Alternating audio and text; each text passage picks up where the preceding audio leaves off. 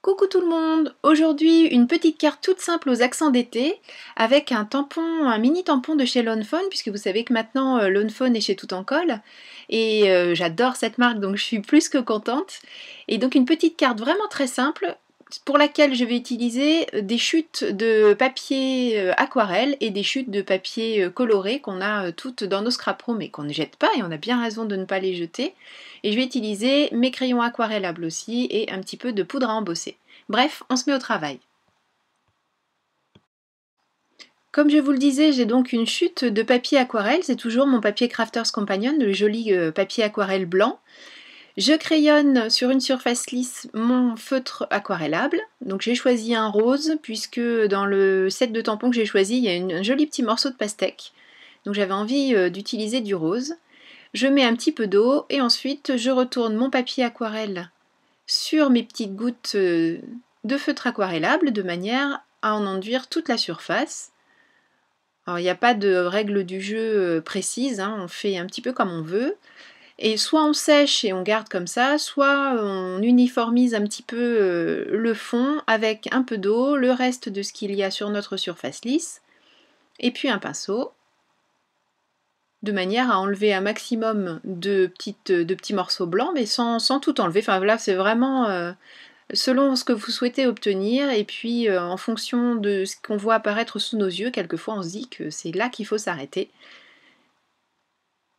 Alors c'est la deuxième que je fais sur le même principe, puisque j'ai testé cette carte avant, et j'avoue que je préfère le petit fond rose que j'avais réussi à obtenir sur la première carte, mais celui-là est sympa aussi. Comme je veux un petit peu plus de gouttes roses, je reprends mon pinceau, de l'eau, j'ai remis du crayon bien sûr, et je vais à nouveau retourner mon papier dans cette petite mixture pour créer des petites gouttes un peu plus foncées et faire en sorte que voilà, mon papier il y a un petit peu plus de relief entre guillemets sur ce papier. Comme c'est une carte super rapide à réaliser, je ne vais quasiment pas accélérer le mouvement, là vous voyez vraiment en temps réel. Un petit coup de séchage et on continue à travailler. Pour cette carte, je vais utiliser de la poudre à embosser sur mon petit morceau d'aquarelle, donc je m'assure que tout soit bien sec, et puis pour encore plus de sécurité, j'ai passé un petit coup de coussin d'embossage. Donc vous savez, c'est ces petits coussins, je vous ai fait une vidéo sur la chaîne Tout en Colle pour vous montrer comment réaliser ce petit coussin, tout simplement avec du talc.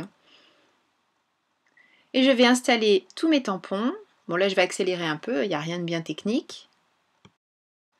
Et pour garantir une impression parfaite, bien sûr, j'utilise ma presse de précision, d'autant que comme je travaille sur du papier aquarellable, vous savez, enfin du papier aquarelle, vous savez que la surface n'est pas lisse, donc on a quelquefois des petites surprises. Et bien sûr, comme j'utilise des techniques à l'eau, je prends ma Versafine pour éviter que ça ne bave partout. Je referme mon couvercle, j'appuie un petit peu pour faire pénétrer l'encre dans mon papier. Bon là l'impression est parfaite du premier coup, donc pas besoin d'y revenir.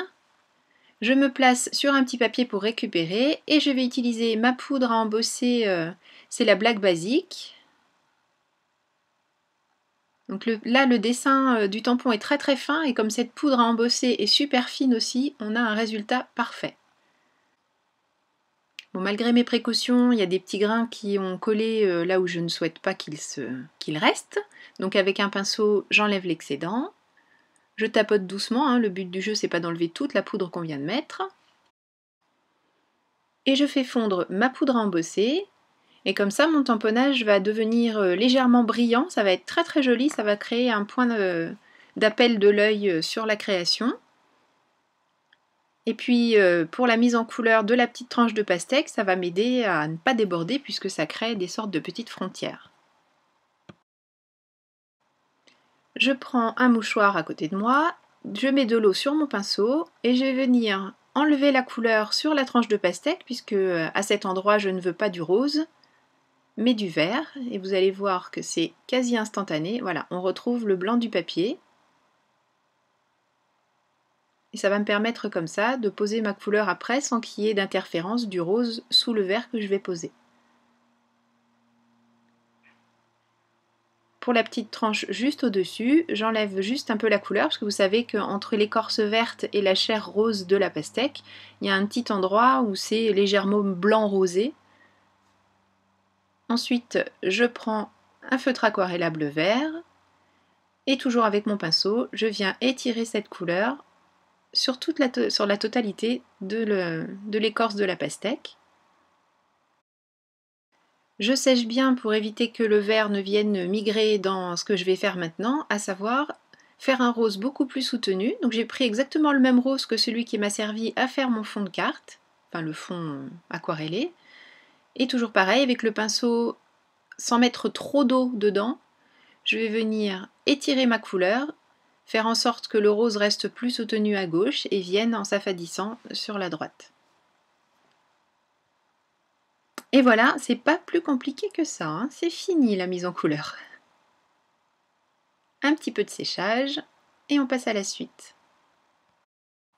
Mais en fait, il y a encore un tout petit peu de mise en couleur parce que ma pastèque, comme les fourmis, ne font pas de lévitation. Donc j'ai choisi un feutre à embosser noir et je vais venir leur faire un petit chemin. Donc je fais tout simplement avec mon pinceau un aplat de gris foncé sous les fourmis et sous la pastèque. Quelque chose vraiment d'ultra simple, j'essaie juste que ce soit relativement uniforme et que ça vienne couvrir tout le bas de ma... je sais pas comment appeler ça, de mon petit morceau d'aquarelle. Pour habiller le tour, comme d'habitude, hein, les tranches blanches, je suis pas trop fan. Donc je vais utiliser la Black Soot pour faire le bas, là où j'ai mis le noir, et puis la Picked Raspberry pour faire le haut et les côtés de mon morceau d'aquarelle. Même si y a de grandes chances que je recoupe les côtés, en fait, je réinterviendrai après pour enlever ces fameuses tranches blanches. Alors ça fait pas tout de suite comme ça, on se dit oui, bon, je vois pas trop la différence. Je vous assure que dans la réalité, entre un morceau d'aquarelle où je l'aurais fait et un morceau où je ne l'aurais pas fait, il y a une grande différence. Ça fait partie des petits détails qu'il ne faut pas négliger et qui font toute la différence dans vos créations. J'ai ici une chute de papier scrap vert. Je trouvais que ça se mariait plutôt pas mal avec le rose et puis comme il y a du vert dans la pastèque, ça fait un petit rappel. Je vais poser mon morceau d'aquarelle dessus en laissant juste un très mince filet en haut et en bas. Donc je vais coller ce morceau d'aquarelle sur le morceau de papier vert et je vais découper autour ce dont je n'ai pas besoin. Voilà, maintenant que c'est en place, je viens découper avec mon massicot tout simplement le surplus, surtout en bas, parce qu'en haut il y a juste ce que je veux garder, puisque j'ai fait en sorte de coller mon papier en fonction de ça. Éviter trop de découpe. Pour ma base de carte, je prends tout simplement un maillat blanc que je coupe en deux dans le sens de la hauteur, comme ça va me permettre de réaliser deux cartes dans le même morceau de papier, et je plie en deux. Donc on obtient une carte qui fait 10,5 par 14,85. Et je vais devoir bien sûr recouper ce que l'on vient de réaliser pour que ça s'ajuste avec la largeur de ma base de carte blanche. Je vais mettre de la colle à l'arrière de mon morceau d'aquarelle. Je vais le centrer sur ma base de carte et je n'aurai plus ensuite qu'à supprimer les deux côtés. J'ai été un peu généreuse en colle. Je fais en sorte de mettre ça bien droit, mais pour être vraiment sûre que mon morceau de papier c'est quand même le point central, c'est par ça que l'œil va être attiré tout de suite, donc si c'est pas droit, c'est quand même dommage. Donc avec mon réglé, je vérifie avant que la colle ne prenne trop que j'ai bien la même hauteur à droite et à gauche. Et si ça n'est pas le cas, je vérifie. Il me semblait bien qu'il y avait un truc et effectivement il y avait 1,5 millimètre de chaque côté, mais je vous assure que ça saute aux yeux tout de suite. Voilà, donc je fais en sorte maintenant que la colle adhère correctement. Et avec mon cutter et ma plaque de coupe, un petit réglé, je vais découper ce qui dépasse.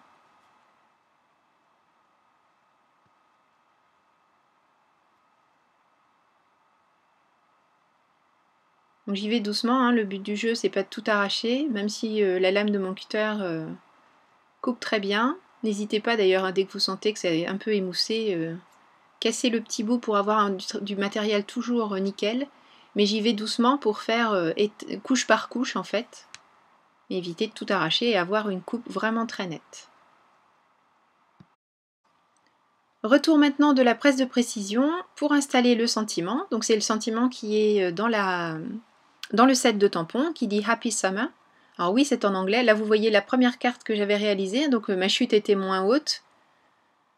Donc la carte va être un petit peu différente, mais on reste dans le même esprit. Et puis au moins, on utilise toutes les chutes dont on dispose.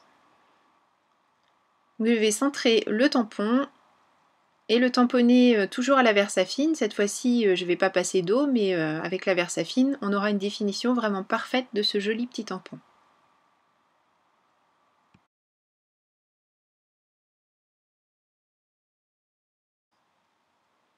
Voilà, cette carte est maintenant terminée, donc vous voyez quelque chose de vraiment très très simple à réaliser qui nous permet d'utiliser à la fois des chutes de papier coloré et puis des chutes de papier aquarelle. Et puis ces jolis petits sets de tampons tout mini qui sont vraiment adorables, parfaits pour toute occasion. Donc n'hésitez pas à faire un tour sur la boutique, vous allez voir, il y en a plein de différents et ils sont vraiment, vraiment super sympas. Merci beaucoup d'avoir suivi cette vidéo, j'espère que vous allez réaliser plein de cartes pour faire plaisir autour de vous, puis vous faire plaisir déjà en les créant. Je vous souhaite un bel été, même si en tout cas chez nous l'été n'est pas vraiment au rendez-vous, mais c'est pas grave. Comme d'habitude, le scrap nous permet de nous évader et de mettre des couleurs dans nos vies. Je vous fais des gros bisous et je vous dis à très bientôt pour une nouvelle vidéo création. Bye bye!